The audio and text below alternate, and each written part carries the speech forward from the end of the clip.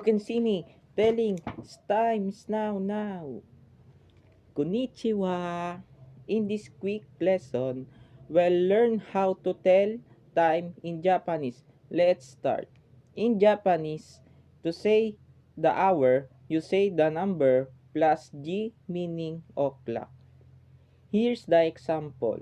Ichiji, Niji, Sanji, Yoji, Goji, Rokoji, Shichiji, Hachiji, Koji, Juji, Juichiji, and Juniji. To say minutes, add fun or pun after the number. We'll use pun 1, 3, 4, 6, 8, 0. We'll use fun 2, 5, 7, 9.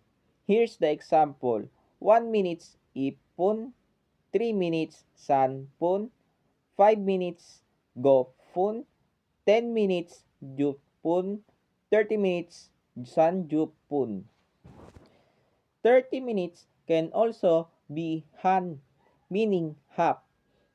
To say full time, combine the hour and minute. Here's the example.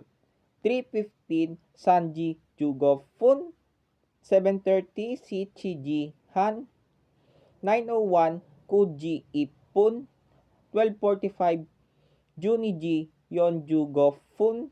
Let's add the AM and PM. In Japanese, the AM, PM, Gozen and Gogo. And here's the example. 10 AM, Gozen Juji. The 8:30 PM, Gogo Hachiji Han. And that's how you tell time in Japanese. Practice with clocks around you. Get faster if you learn something. Mata ne! See you next time!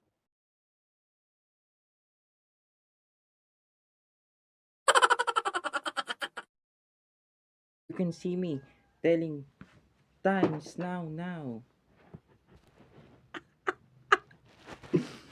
Ulit.